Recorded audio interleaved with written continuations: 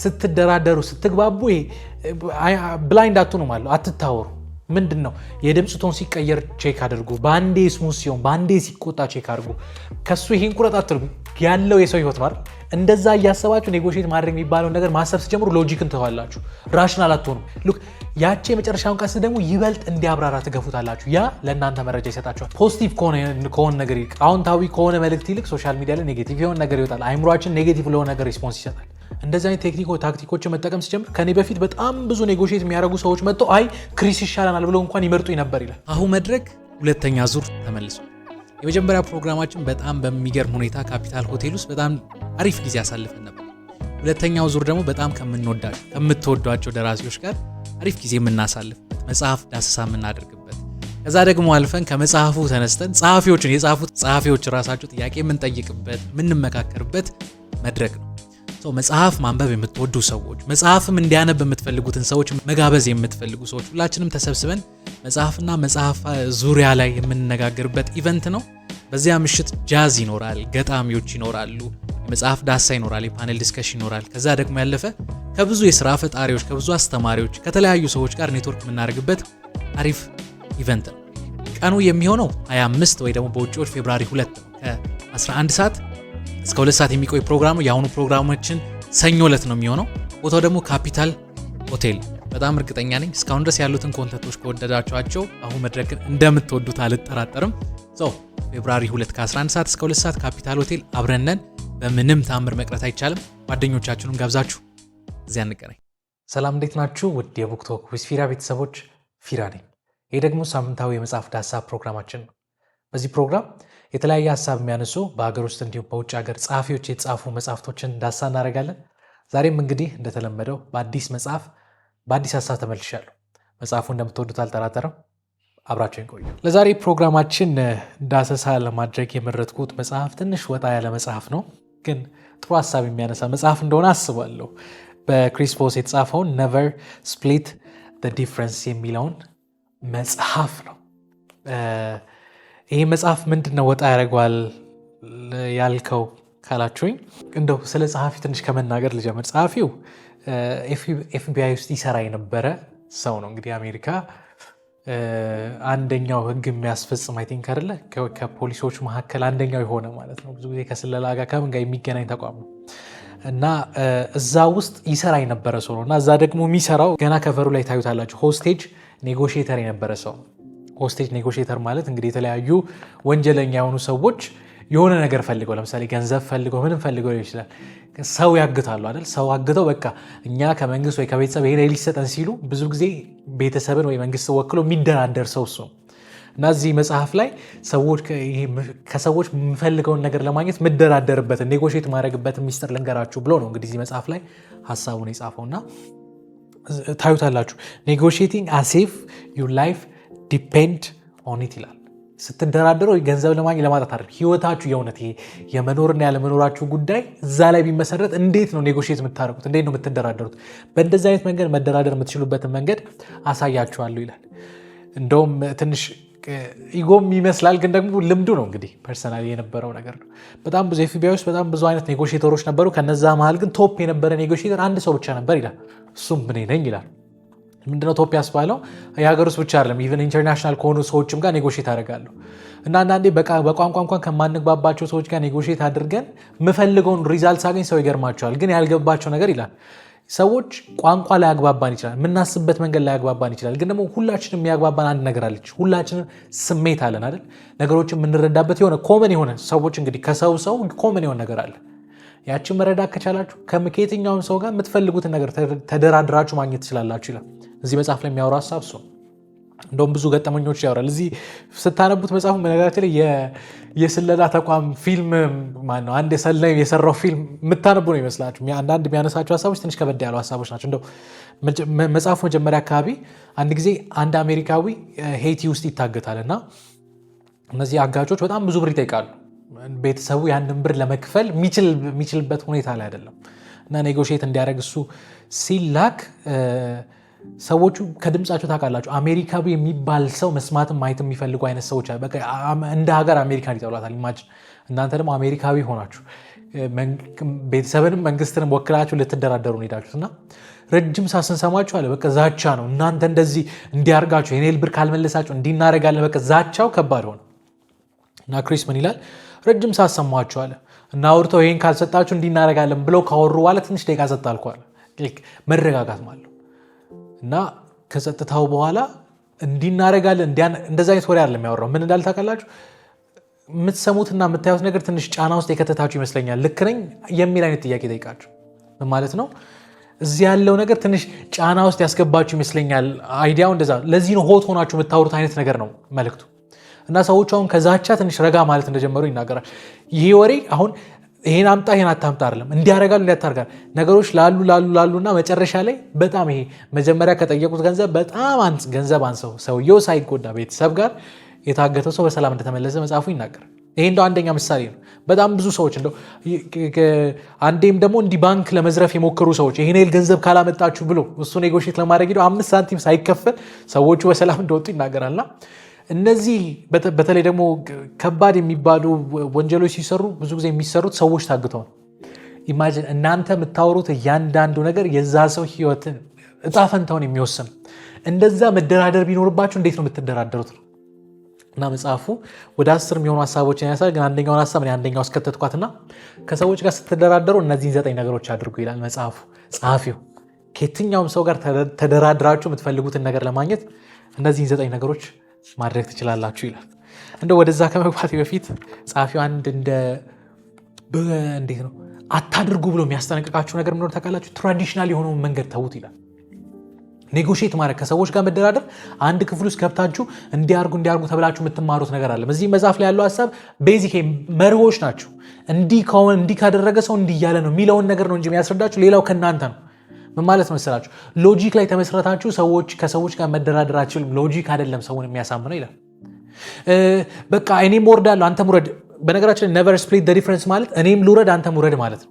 ቃሉን ካወረዳችሁት ከተረጎማችሁት ማለት ነው።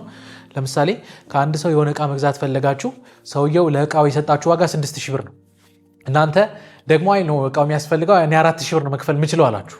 ስለዚህ አሁን ለመደራደር እንደምታደርጉ ታውቃላችሁ። ትደምሩታላችሁ። 6000 ሲደመር 4000 10000 ይሆናል። ከዛ ለሁለት ታካፍሉታላችሁ። 5000 ሆነ። 5000 ሲሆን እኔም ከራሴ ላይ 1000 ብር ጨምሬያለሁ፣ አንተም ከአንተ ላይ 1000 ብር ምንድነው ቀንሳል። ፌር ይሆናል ማለት ነው። እኔም ተጎድቻለሁ፣ አንተም ተጎድታል። ስፕሊት ዘ ዲፍረንስ ማለት እሱ። ዛፌንም ስትራቴጂ ተውት። ለምን? ምክንያቱም እንደዚህ አይነት ውሳኔዎች ብዙ ነገሮችን ኮንሲደር ያደረጉ አይደሉም። አሁን ቁጭ ብላችሁ እንድታስቡ መጽሐፉ የሚፈልገው የሆነ ሰው ታግቶ የእሱን ህይወት ለማስመለጥ እየተወራረዳችሁ ኔጎሽት እያደረጋችሁ እንደዛ አስቡ። በቃ እኔ ከሱ ይሄን ቁረጥ አትልጉ፣ ያለው የሰው ህይወት ነው አይደል? እንደዛ እያሰባችሁ ኔጎሽት ማድረግ የሚባለውን ነገር ማሰብ ሲጀምሩ ሎጂክን ትተዋላችሁ።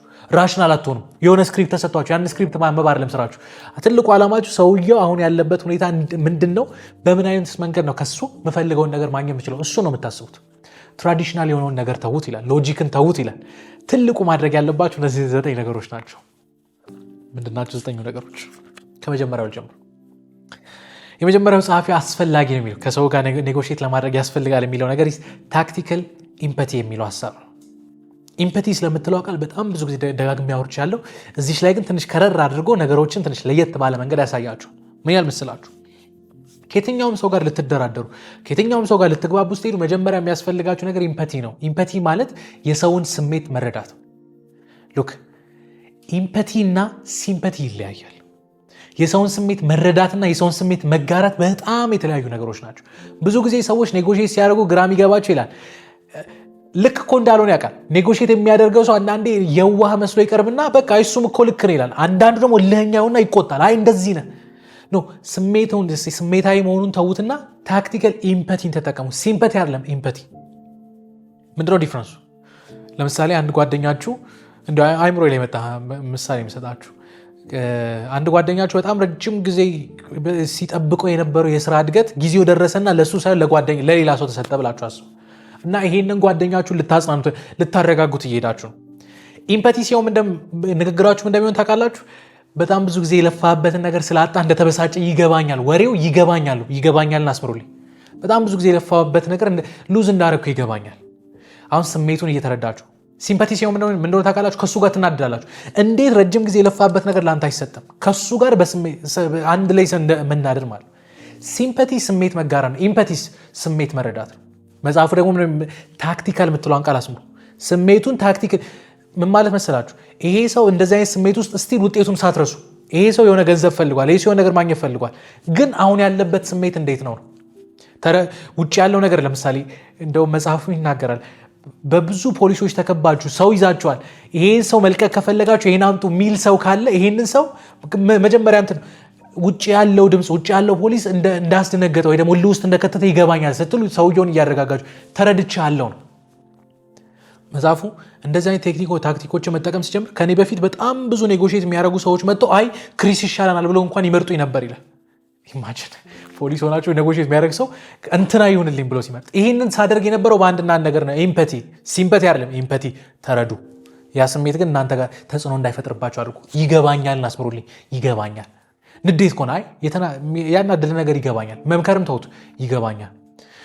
ነጋዴ ከሆነ አይ ሉዝ ለማድረግ ይሄን አይል ምንድነው ኔጎሽት እያደረጋችሁ ይሄን ሁሉ ነገር ብለህ ይሄን ሁሉ ለፍተህ መክሰር እንደማትፈልግ ይገባኛል። ይገባኛል ነው ትልቁ ስራ፣ ኢምፓቲ ማለት እሱ።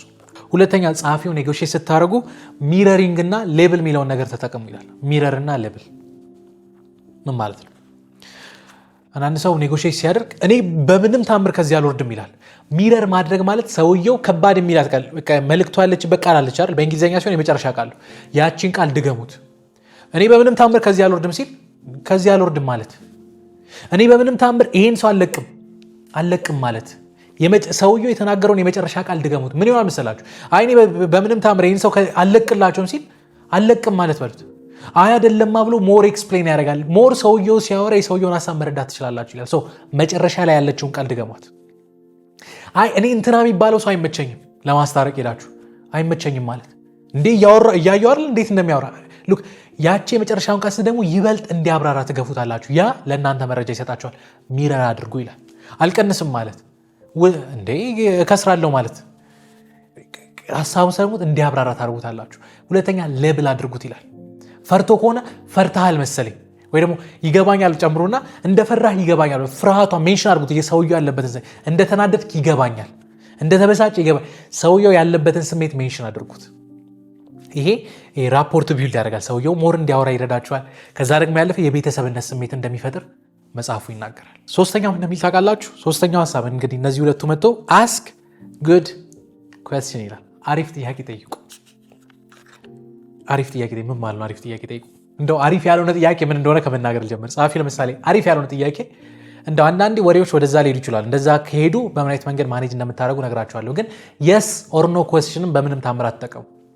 ነው አይደለም፣ አድርጋል አላደርግም፣ እንዲህ ነው አይደለም። ቃሎቹ በራሳቸው ኦፌንሲቭ ናቸው። እንዲህ እየተቆጣጠራችሁት እየተቆጣችሁት ወይ ደግሞ እሱን እያዘዛችሁት እንደሆነ ይሰማል። እንደዚህ አይነት ሁኔታ ፍሪክሽን ይፈጥራል። አይ ምን ለማለፍ ማን ብለኝ ነው ይሆን ነገሮች እየሞቁ እየጋሉ ይሄዳሉ። ሰው የስ ኦር ኖ ኩዌስችን አትጠይቁ። ቢቻል ዋይ የሚሉትንም ጥያቄዎች አትጠይቁ። ለምን አትበሉ። ይሄን እፈልጋለሁ ካለ ለምን አትበሉ። ነገሮችን ግን ኦፕን ኩዌስችን አድርጓቸው። ለምሳሌ ምንድን ነው የምትፈልገው? ነገሩ ከፍ እያለ እየሰፋ ይመጣል። እሺ ይሄን ፈልጋል፣ እንዴት ነው እንድንሰጥ የምትፈልገው? ኦኬ ይሄን የፈለግከው እስኪ ሞር አብራራልኝ። ምንድን ነው የምትፈልገው? ግልጽ አድርግልኝ። ኦፕን የሆኑ ኩዌስችኖችን ስጠይቁ ሰውየው በደንብ እንዲያወራ አቅም ታገኛላችሁ። ሰውየው ሲያወራ ነው ከዛ ውስጥ መረጃ የምታገኙት፣ ከዛ ውስጥ ደካማ ጎኑን የምታወቁት፣ ሲፈራ እንኳን እንደፈራ የምታውቁት፣ የምር እንደጨከነ እንኳን የምታውቁት ከዛ ነው። ኦፕን የሆኑ ኩዌስችኖችን ጠይቁ። በተቻለ መጠን ግን የስ ኦር ኖ ኩዌስችኖችን አትጠይቁ። በተቻለ መጠን እንደው ላክረው የስ ኦር ኖ ኩዌስችኖች ከመጡ ምን እናድርግ አይደል? መምጣታቸው አይቀርም። እሱም ያመጣል፣ እናንተ ማምጣታቸው አይቀርም። ጸሐፊው ምን ያመሰላችሁ የስ ኦር ኖ አንድ መረጃ ለምሳሌ እንዲህ ታደርጋለህ አታደርግም የሚባል አይነት ጥያቄ እንኳን ከመጣ ይላል ሰውየው የስ እንዲል አይደለም ኖ እንዲል አድርጋችሁ ጥያቄውን አመቻቹለት ይላል። ከኔ ጋር መደራደር ትፈልጋለህ? ልትደራደር ፍቃደኛ ነህ የሚለው ጥያቄ አዎ ከሆነ የሰው ሳይኮሎጂስት ምን እንደሚፈጠር ታውቃላችሁ? እነዚህ ሰዎች ቀስ ብለው እያሳመኑኝ ነው ወደሚል ነገር ይመጣል። መደራደርን የፈለግከው ይመስለኛል ከኛ የምትፈልገውን ነገር ካላገኘህ እንደማትለቀው ይገባናል። ሉክ የስ ኦር ኖ ኩዌስችን ስታመጡ ሰውየው ኖ እንዲል አድርጋችሁ ጥያቄውን አመቻቹለት። ምንድነው እስከ ዛሬ ድረስ ወይም ደግሞ ከኔ በፊት የነበረው ኔጎሽተር ሊሆን ይችላል። አሁን ድረስ ለምሳሌ 10 ሺህ ብር ጠይቆ 5 ሺህ ብር ያለው ነገር አልተመቸህም አይደል? አይ 5 ሺህ ብር አልተመቸኝም። መልሱ ኖ ነው። ኖ ሲሆን ሰውየው ስልጣን እንዳለ ይሰማል። አዎ ካረገ ጥያቄው ወደ አዎ ከሄደ ግን ማኒፑሌት እያደረጋችሁት እንደሆነ ይሰማል። የሆነ አዎ አይ እነዚህ ሰዎች እያሳመኑኝ ነው ወደሚል ነገር ይመጣል። ኖ ቢሆንስ አይደለም አልፈልግም እንደዚህ ነው። እሱ እያማረጠ እንደሆነ ስለሚሰማው ስቲል ስልጣን አለው ሰው። የስ ኦር ኖ ኩዌስችን ጋር ከመጣችሁ በምንም ታምር ሰውየው የስ እንዲል አይደለም ኖ እንዲል አድርጋችሁ እንድትገፉት መጽሐፉ ይናገራል። ኔጎሽት ስታደርጉ አራተኛን አድርጉ። አምስተኛ ከሰዎች ጋር ኔጎሽት ስታደርጉ ይላል ጸሐፊው የሰዎችን ትልቁን ፍርሃታቸውን ንግግር መሃል አንሱ የሚል ሀሳብ ያነሳል። የሰዎችን ትልቁን ፍርሃት አንሱ ይላል። ምን ማለት ነው? የነጋዴ ለምሳሌ ከአንድ ነጋዴ ጋር ስትከራከሩ ወይ ስትደራደሩ ትልቁ ፍርሃቱ ምንድን ነው? ኪሳራ። ወሬ መሃል ኪሳራውን አንሱት። ይገባኛል አንተም ኪሳራ እንደምትፈራ አንሷት።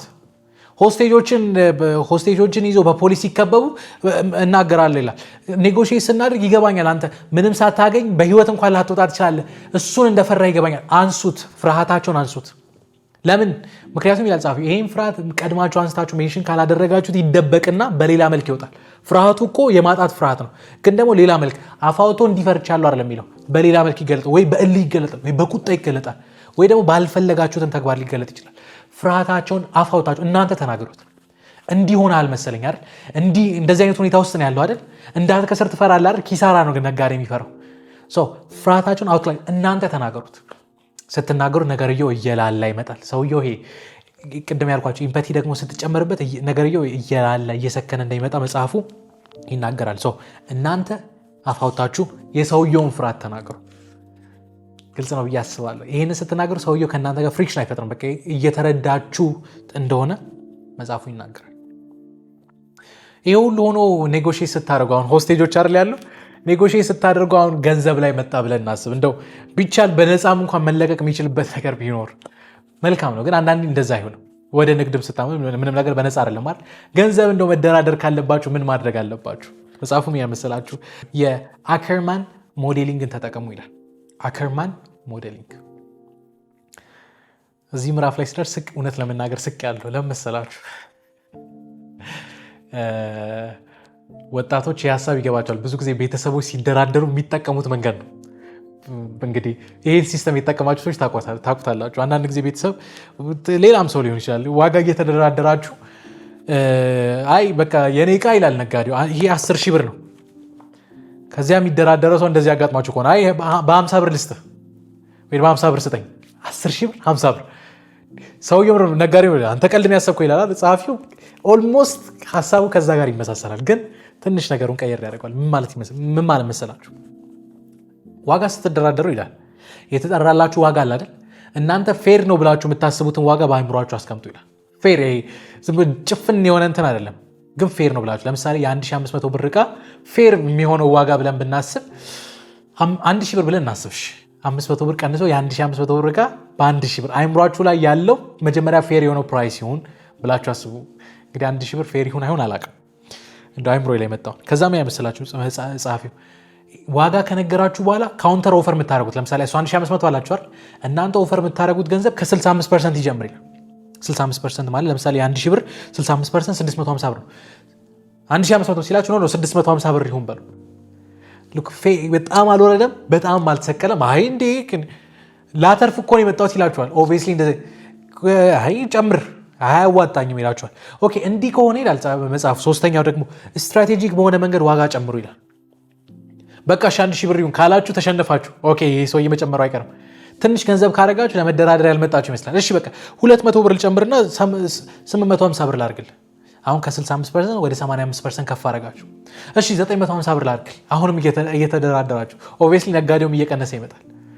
ከዛ ሄዳችሁ መጽሐፉም እንደሚናገር ተከታችሁ መጨረሻ ላይ 100% 1000 ብር ብላችሁ ያሰባችሁትን ኦፈር ስጡት። 1000 ብር ነው በቃ ከዚህ በላይ መደራደር አልችልም የሚለው ነገር ኦፈር እንድታደርጉት መጽሐፉ ይናገራል። ከትንሽ ጀምሮ ስትራቴጂ ዋጋ ስትጨምሩ ኦቨር አትጨምሩ፣ በጣም አታሳነሱ። ስትራቴጂክ የሆነ ነገር ጨምሩ። በቃ የትራንስፖርት አስብልኝና ይሄ ነው ሊሆን በቃ ይሄ ልጨምርልህ ኦፈር አድርጉ። ከዛ መጽሐፉ እንደሚናገር ታውቃላችሁ ይህንን ኦፈር ስታደርጉ አንዳንዴ ገንዘብ ብቻ አይደለም ገንዘብ ያልሆኑ መደራደሪያ ቴክኒኮች አሉ። እነዚያን ቴክኒኮች እንድትጠቀሙ መጽሐፉ ይናገራል። ለምሳሌ ይኸው 1500 ነው ያልኩህ አይደለ? 1000 ላይ ደረስን። 1000 ብር ነው ይሰጣለሁ። አሁን 1000 ብር ካሽ ይዣለሁ። 1000 ብር ሰጣለሁ። ይሄን አድርግልኝ። ሉክ ገንዘብ አሁን እጃችሁ ላይ እንዳለ ሲያቅ እርጀንሲ ይፈጥራል። ወይ የሆነ ባንክ አለ ይሄኛው ባንክ አለ ትራንስፈር ላድርግልህ ይሄን ግን አድርግልኝ። ገዢ እንደሆናችሁ ሲያቅ ሳይኮሎጂካሊ ይቸኩላል። በቃ ይገዛሉ ይላል። እሺ ይሄን ካላደረክልኝ ይሄዳሉ። አርጀንሲ ፍጠሩ። ካልሆነ ደግሞ መጽሐፉ ኮምፐንሴት ማድረግ ይቻላል ይላል። ጅንስ ለምሳሌ ጅንስ በ1000 ብር ይገዛ አላውቅም። ጅንስ ለምሳሌ 1000 ብር ነው 1500 ካለ ነው እኔ በተአምር 1500 ነው። ሄዳችሁ 1200 ላይ ከተደራደራችሁ 1200 ይሁን ግን ቀበቶ ጨምርልኝ አዲሽናል የሆነ ነገር ኦፈር እንዲያደርግ አድርጉት ይላል ጻፊው። አያቻውን ፌር ወደ ሆነ ፕራይስ ይመጣል። እሻይ ቦክሰር ጨምርልኝ፣ እሻይ ወይ ከላይ ቲሸርት ጨምርልኝ፣ የሆነ ነገር ጨምርልኝ። እንግዲህ በ200 ብር ይጨምር ባላቅም ግን እንዲሁ ምሳሌ እየሰጧችሁ ነው። አልቀንስም ወደሚል ነገር ከመጣ ትንሽ እንዲወርድ አድርጉትና የሆነ አዲሽናል የሆነ ነገር ኦፈር አድርጉ።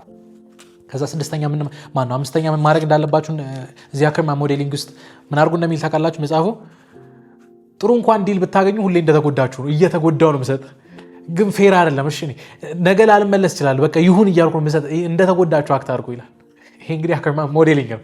ከሰው ጋር ስትደራደሩ ይሄን ሞዴል ለመጠቀም ሞክሩ። ይሄ እንዴት ነው የምትፈልጉትን ነገር ለማግኘት ያንን ተቃራኒ የሚባለውን ጎን ፑሽ እንደሚያደርግ መጽሐፉ ይናገራል። ይሄ እንግዲህ 6ኛው ነው። 7ኛው ጸሐፊው ከሰዎች ጋር ለመደራደር ስትሞክሩ ይህን ተጠቀሙ የሚላችሁ ነገር ቤንድ ዜር ሪያሊቲ ይላል። እስካሁን ድረስ ያወራነው ነገር በቃ ስሙዝ ሆናችሁ ነው አይደል? ፈገግ እያላችሁ ሊሆን ይችላል፣ ሰላም ይመስላል። እዚህኛው ላይ ግን አይምሯቸውን በጥብጦት ማለት ነው። በነገራችን ላይ ቀጥታ በአማርኛ አስታመጡት። ምን ማለት ነው? ጸሐፊው ሎስ አቨርዥን ስለሚባል ቲዮሪ ያወራል። ስለዚህ ቲዮሪ የሚያወራ አንድ መጽሐፍ አውርቻችሁ ነበር ትዝ ካላችሁ። ምን ማለት ነው? ሰዎች ከማግኘት ይልቅ የማጣት ስሜት ይቀሰቀሰናል ብያችሁ አውርቻችሁ ነበር። የሆነ ነገር ታገኛለህ ከምትሉት ሰው ይህንን ካላደረግ ይህን ታጣለህ ብትሉት ሰው በቃ ይሄ ኔጌቲቪቲ ራሱ ፑሽ ያደርጋል። ፖዚቲቭ ከሆነ ነገር ይልቅ አዎንታዊ ከሆነ መልእክት ይልቅ ሶሻል ሚዲያ ላይ ኔጌቲቭ የሆነ ነገር ይወጣል። አይምሯችን ኔጌቲቭ ለሆነ ነገር ሪስፖንስ ይሰጣል። የሆነ ነገር ታገኛለህ ከማለት ሰው ይህን ካላደረግ ይህን ታጣለህ ብትሉት ለመስራት ታነሳሱታላችሁ። ሎስ አቨርዥን ቲዮሪ ማለት እሱ ነው። እና ኔጎሽዬት ስታደርጉ ይሄን አድርግ ካለበለዛ ግን ይህን ታጣለህ በሏቸው። ትልቁ ፍርሃታቸውን ቅድም ሜንሽን አድርጉ ብያቸዋለሁ አይደል? ያችን ፍርሃት አምጡና ይሄን ካላደረግ በቃ ይሄም ይቀራል፣ በቃ ይሄን ስጠኝ ወይ ሳትሸጥ ደር ምን አገባኝ የሚል አይነት ማለት ነው። ኔጎሽዬት ስታደርጉ ይሄን አድርግ ካልሆነ ግን ይሄ ይሆናል። ኔጌቲቭ የሆነውን መልእክት ፑሽ ስታደርጉ አሁን እያስጨነቃችኋቸው እስካሁን ድረስ ሰላም መጣችሁና አሁን ማስጨነቅ ጀመራችሁ። ትንሽ ፑሽ የምታደርጉት በእንደዚህ አይነት መንገድ እንደሆነ መጽሐፉ ይናገራል። ቤንድ ዜር ሪያሊቲ ሎስ አቨርዥን ተጠቀሙ። ይሄን ካላደረግ ይሄን ታጣል፣ ይሄን ካላደረግ ይሄን ታጣል፣ ይሄን ነገር ካላደረግ በቃ ከዚህ በኋላ ከአንተ ጋር ኔጎሽዬት አላደርግም፣ ይኸው ፖሊሶች አሉ እንዳደረጉ ያርጉ ብላችሁ መሄድ ማለት ነው። ካሉት ሰዎች ይልቅ ፖዚቲቭ የሆናችሁ ስሜቱን የተረዳችሁት እናንተ ከሆናችሁ እናንተ ስትለዩት የሆነ ነገር ሉዝ እንደሚያደርግ ያውቃል። ሰው ኢሞሽናሊ ፑሽ እንድታደርጓቸው መጽሐፉ ይናገራል። 8ኛ እንዲህ ይላል ክሬት ኢሉዥን ኦፍ ፌርነስ። አሁን ጠጠር ያለ መልእክት ተናገራችሁ አይደል? ሰውየውን ለማረጋገጥ ስትሞክሩ እንዲህ እኔ ፌር ለመሆን እየሞከርኩ ነው፣ እኔ አንተንም ሰውየውንም ሳልጎዳ ፌር ለመሆን እየሞከርኩ ነው በሉ። ኢሉዥን ይላል ጸሐፊው። ባይሆን እንኳን በሉ። ሰውየውም እንዴት ነው ስቴብል ታደርጉ። አሁን ኔጌቲቭ ከሆነ ነገር እያመጣችሁ እኔ እንዳልኩ ነው እንደራደር ካለው በዛ ሄዳለሁ፣ ግን ስቲል ፌር ለመሆን እየሞከርኩ ነው በሉት። ሰውየውን ታረጋጉታላችሁ። ስሜቱ ይረጋጋል፣ አይምሮ ይረጋጋል፣ ትንሽ ካልም የሆነ ነገር ይፈጠራል። የመጨረሻው 9ኛው ከዚህ መጽሐፍ ጥሩ የኔጎሽዬት ለማድረግ ይረዳችኋል ብሎ የሚናገረው ሀሳብ ብላክ ስዋንዝ የሚለው ሀሳብ። ብላክ ስዋንዝ ማለት ከተቃሉ ብታረጉሙት የተደበቀ ነገር ማለት ነው። አንዳንዴ እናንተ መልካም ሆናችሁ ጥሩ ነገር አስባችሁ ፖዚቲቭ ሆናችሁ ከሰውየው ጋር ልትደራደሩ ትሞክራላችሁ። ሰውየው ግን በልቡ ድብቅ የሆነ ሀሳብ ሊኖረው ይችላል። ይህን ሁሉ ነገር ተደራድሮ ሌላ ሚስጥር የሆነ ሀሳብ ሊኖረው ይችላል። እንዲህ እንዳይሆን ኮንሽየሱ ስትደራደሩ ስትግባቡ ብላይንድ አትሆኑ ማለት አትታወሩ። ምንድን ነው የድምፅ ቶን ሲቀየር ቼክ አድርጉ። በአንዴ ስሙዝ ሲሆን በአንዴ ሲቆጣ ቼክ አድርጉ። በጀርባ ኮድ ሲወራ ቼክ ለማድረግ ሞክሩ። አይምሯችሁን ኮንሽየስ እንድታደርጉት መጽሐፉ ይናገራል። ምክንያቱም አንዳንዴ ታውቃላችሁ የሰው ልብ አይታወቅም፣ ሌላ ነገር ሊያስብ ይችላል። እንደዚህ አይነት ነገሮች ሁሌ ሊኖሩ ስለሚችሉ አይምሯችሁን አዘጋጁ። ጠብቃችሁ ባይኖሩ ይሻላል። አንዳንዴ የለም ብላችሁ የዋህ ሆናችሁ ስትገቡ ሌላ ነገር ከሚገጥማችሁ ጠብቁ። ከዛ ውስጥ ያለው ነገር እንግዲህ እንደሆነው እንደሚሆን መጽሐፉ ይናገራልና ሁሌ ተጠባባቂ ነገሮችን አስቡ። ሌላ ነገር ሊያስብ ይችላል። እኔ በሱ ቦታ ቦ እንዴት ላመልጥ እችላለሁ? ያንን ስታስቡ ብላይንድ ስፖቶችን መግለጥ እንደምትችሉ መጽሐፉ ይናገራል።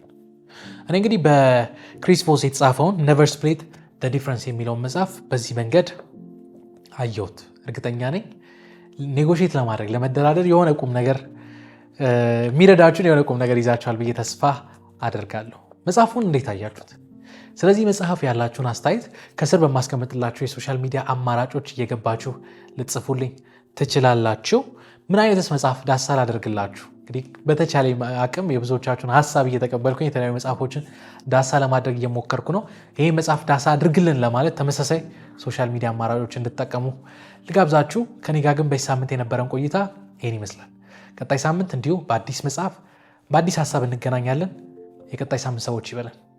መልካም ሳምንት ባይ። ሀሁ መድረክ ሁለተኛ ዙር ተመልሷል።